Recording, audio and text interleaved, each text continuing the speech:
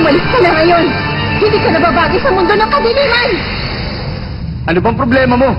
Baka nakakalimutan mo. Nahalikan na kita, hindi ba?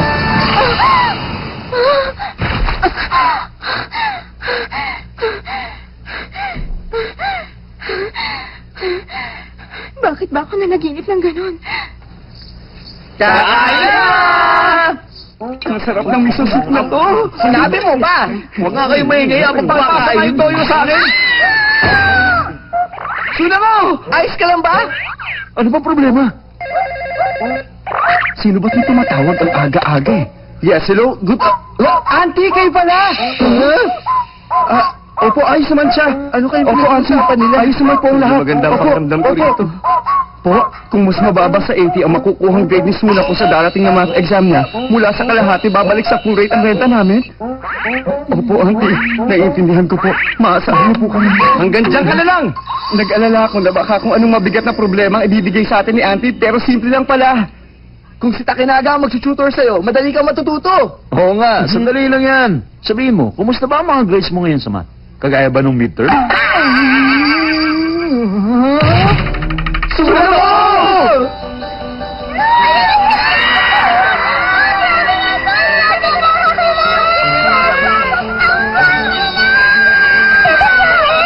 Para sa'yo itong lunch na to. Tanggapin mo sana.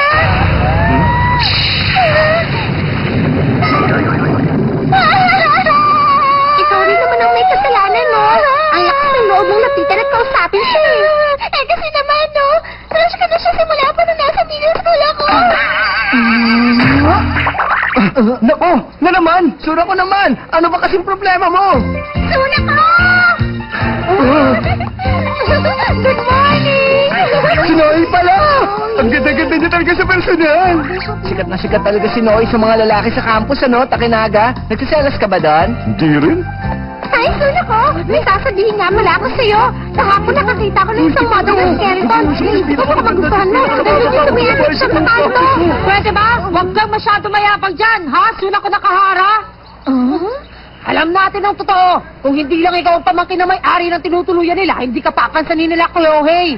Alam mo, sa tingin ko, hindi mo naiintindihan kaya ako na magpapaliwanag. Maganda si Suna ko at napakagaling din niyang lumaban. Insecure lang kayo dahil napaka-cool niya.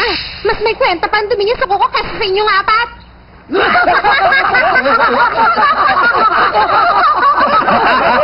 Bago talaga si Noy! Anong sinabi mo? Alam mo, Noy, totoo naman ang mga sinasabi nila. Tanggapin na lang natin. Tumigil ka nga dyan! Alam mo, huwag ka na masyado magpakumbaba dyan. Bakit hindi mo na lang sabihin sa kanila? Sabihin mo sa kanilang lahat na nahalikan mo na si Kyohei! Nahalikan mo na si Kyohei! Nahalikan mo na si Kyohei! Nahalikan mo na si Kyohei! Nahalikan mo na si Kyohei! Nahalikan na kita, hindi ba?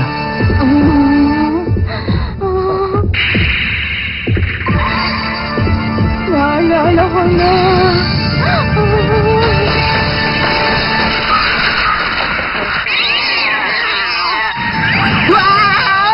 Ibig sabihin nakalimutan niya na ang tungkol sa alik na yun! Malamang, pilit niyang kinilimutan ang tungkol sa nangyari. Nakaka-insulto, ah!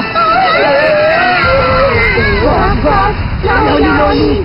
Tingnan niyo ang bagong launch ng Out of Kiss Lipstick Series. Ito ang pinakabagong shade nila. At dahil ginamit natin to, sigurado magmamadali ang mga prinsipe. Nahalikan tayo sa mga labi natin. Tara! Magpapakalain sa kanila!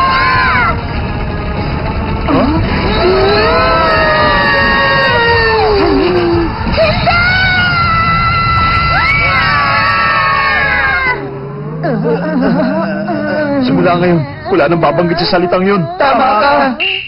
Mukhang malaking problema nga yan. Ano kaya ang dapat natin gawin? Good morning po, sir. Dinala ko na po dito yung mga printout. Ah, ikaw pala. Good morning din sa'yo. Bakit? May problema po ba? Sabihin mo, Takinaga, hindi ba kilala mo si Miss Nakahara? Si Suna ko po? Bakit po, sir? Alam mo kasi... Ano ba yan?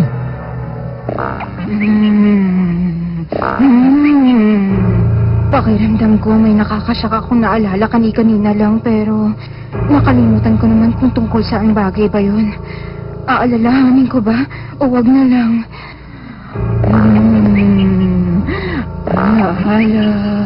Ayoko na talaga pumasok sa klaseng to! Oras na para mag-aaral. Pasensya na!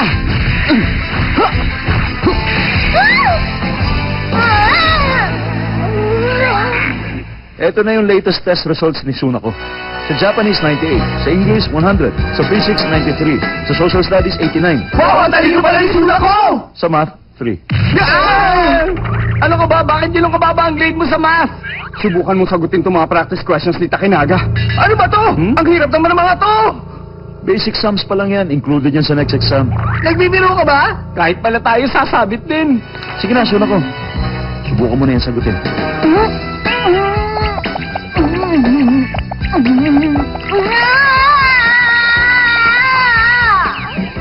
Okay, everybody! Ibigyan natin kay Sunako ang all-out support natin!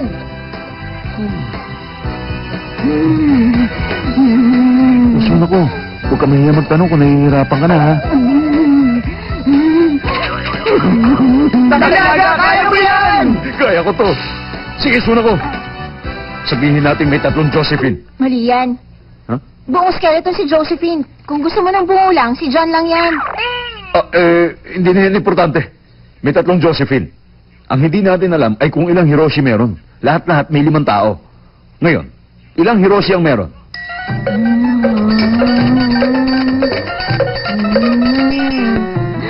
May 2 Hiroshi. Ang galing niya talaga! Papasalabasan yan. Next problem na, kung si Josephine ang Y at sabihin natin si Hiroshi naman ang X, subukan mo sagutin ang simpleng equation na to.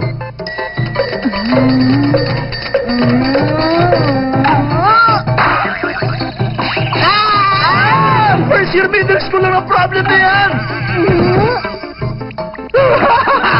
Takinaga, huwag kang suko! Sunako!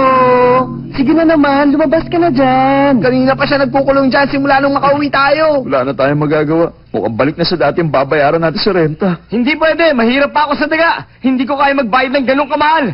At dahil dyan, mag-aaral siya sa ayaw niya at sa gusto. Confiscated to. Pati to. Kung gusto mo ito mabawi, kailangan maka-80 ka sa exam. Examin mo mukha mo! Yoy! Ano ka ba? Teka sandali, Kyohei. Hindi ka rin naman ganun kagaling sa math, di ba? Masirap nga lang talaga si Sunako sa'yo. Pero Takinaga! Pero pagdating sa grade point average, di hamak na mas mababa ang sa'yo. Huh? Kung gano'n, sinachallenge kita, Sunako. Panalo makakakuha ng mas mataas sa 80 sa math exam. Eh, di talo na ako. Ikaw talaga! Pinaon ko lang, Kyohei. Baka dumanak ang dugo ko, ipagpapatuloy mo yan. Relax ka. Bayimik ka dyan ang hindi ko maintindihan eh kung bakit lagi niya pinatataguan ang mga problema niya. Pilit mong kinakalimutan ang mga bagay na ayaw mo. Ayaw mo mag-review dahil lang sa ayaw mo sa math. Kahit pa sinasabi mo mas gusto mo sa dilim, ang totoo, ginagamit mo lang ang dilim para magtago ka sa buong mundo. Magtago? Buong buhay mo, lagi ka nalang nagtatago sa lahat. Bakit? Mahina ka rin naman sa math, di ba? Nakakawat na yan! Awat na!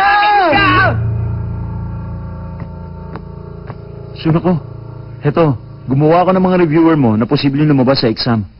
Sana subukan mo pa rin sagutan. Nagtatago. Tama ba siya? Pero, hindi naman. Sabihin mo, Hiroshi, ano sa tingin mo? Sagutin mo naman ako, please!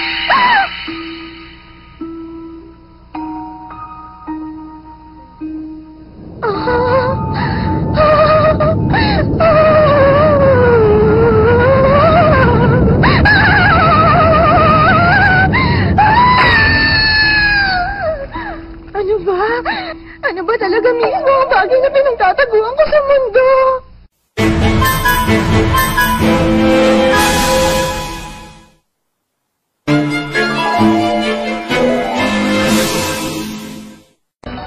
Sa tingin niyo kaya may study group ulit sila Kyohei ngayon? Hindi ko na kaya. Lahat silang 4 nakasuot na salamin. Ang cute! Basta ako din ako ang basic camp ko ngayon. Tingnan niyo, girl. Kaya na siya. Ay, naku, sorry. Hindi pala siya yan. Magkasing katawan kasi sila eh.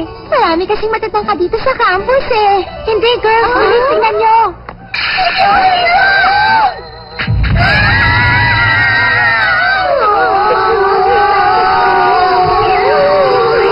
Teacher,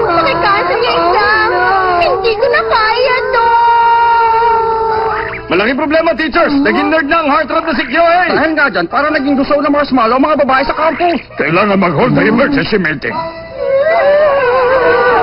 Mahal natin si Kyohei! Okay lang kahit magkato ka sa amin saan! Okay lang kahit mayulente ka sa amin! Basta bumalik ka lang sa dati!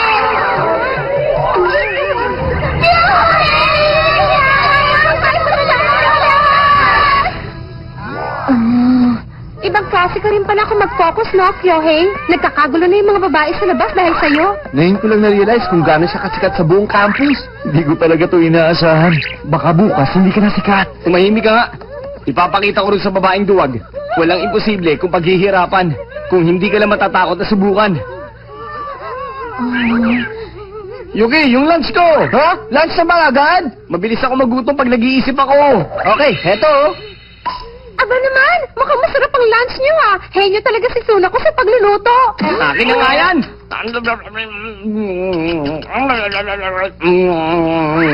Excuse me, Kyohei, pero may nakadikit na buto ng kanin ka sa mukha. Wow, clean hanky. Si Suna ko rin ba naglalaban ng mga gamit niyo? Oo. Kung iisipin mo, parang nakakahiya, no? Pinipilit natin siyang mag-aral tapos siya pa rin ang gumagawa ng gawaing bahay. Huh? Talagang nakakahiya, no? Di ba ilang ulit ko na nga sinabi yun sa inyo? Dapat hati-hati kayo sa trabaho sa bahay. O sige, ako bahala. Simula mamaya, ako na ang magluluto na kapuna natin. Kaya mo yan, Yuki! Yeah! Pwede ba tumahimik kayo? Ang ingay nyo eh! Page 1, page 2.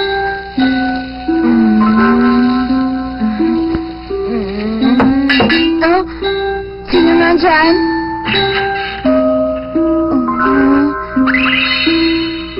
Hapon na? Dear Suna ko. Hanggang matapos ang exams, paghahatian namin ng ibang gawaing bahay. Kaya mag-aral ka na lang muna, okay?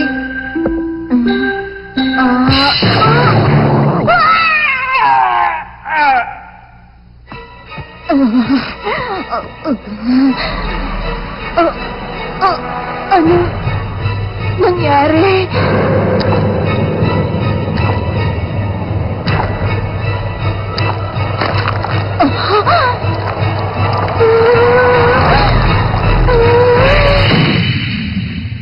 Kunwari, wala na lang akong nakita.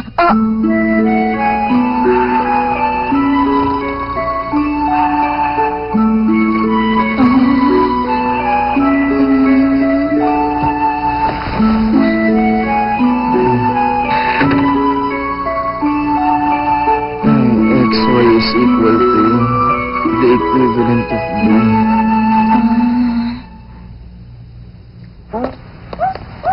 Sa wakas, dumating na rin ang araw na exam. Oo nga, tama ka. Anong problema? Parang hindi maganda ang pakiramdam mo, ah. Ngayon ko lang naiintindihan kung gaano kahirap yung mapilitan kang gawin ng ayaw mo. Dahil ang totoo niyan, walang kahit sino sa amin na may talent sa pagluluto. Makinig ka, Yuki. Simula ngayon, hindi ka na pwedeng tumungtong sa kusina, ha? Ang sasalbahin niyo naman lahat. Mabuti pa nga si Suna ko, hindi man lang nagreklamo yung inubos lahat ng niluto ko. Kinain niya yung niluto mo? Oo, bakit? Yun yung kung anong toxic na niluto mo. Ano ka, hindi naman ganun kasama yun, oh. O bakit? Hindi mo rin naman kinain yun, na. Bakit? Sinabi ko bang kinain ko? Ang sakit. Ang sakit ng tiyan ko. Okay, magsimula na kayo. O, anong problema?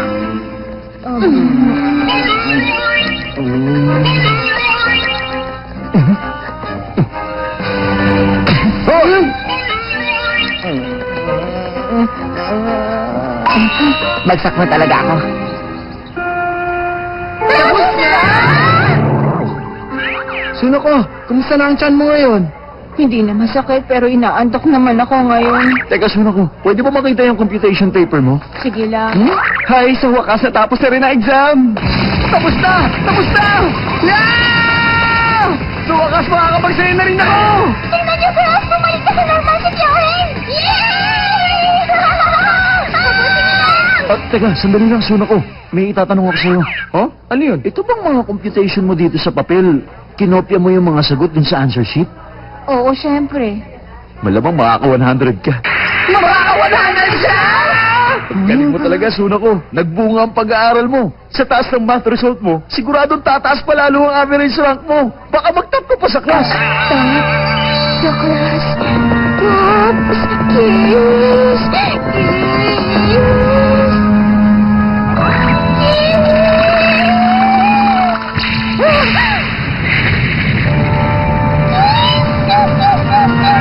Naku, lagot na mabaliw na si Suna ko! Bakit ba naaalala na naman niya ang tungkol sa amin ngayon? Ang daan patungo sa pagiging tunay na dalaga. Ang sining na magandang halik! Magkakabanggaan ang mga ilong kapag magkikiss, hindi ba? Kapag magkikis kayo, huwag kayo agad pipikit. Hanggat hindi pa naglalapat ang mga labi nyo, mag-focus lang kayo sa labi ng partner nyo. Sinisigurado ko sa inyo, dating pa lang ng mga mata nyo, sobrang sexy na. Hindi ka ba nahihiya sa mga sinasabi mo? Ha? At bakit naman?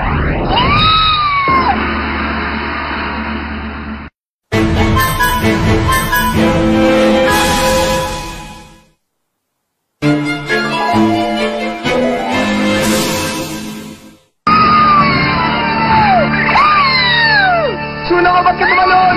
Suna ka na! Akin siya! Umalig na naman siya ron. Suna ko! Suna ko! Suna ko!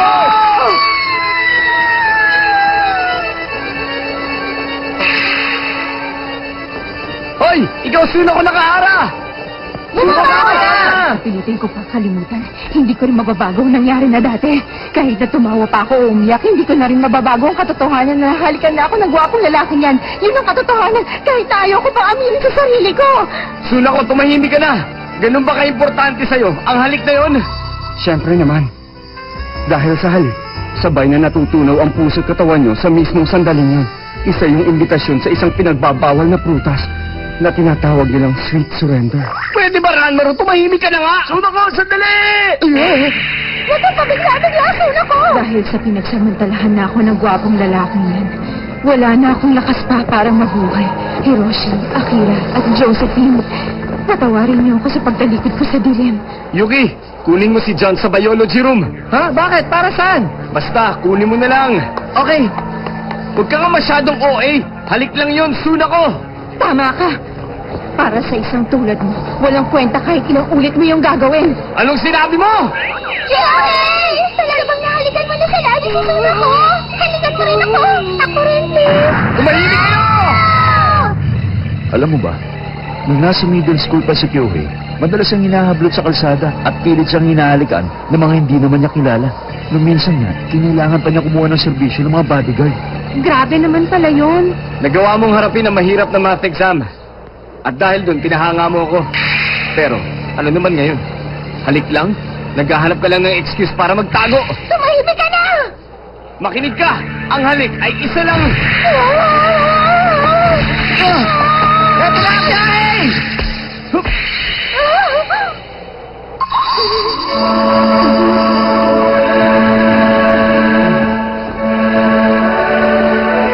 Ganyan lang naman ang halik, hindi ba? Kung wala namang pagmamahal, wala rin yung kahulugan.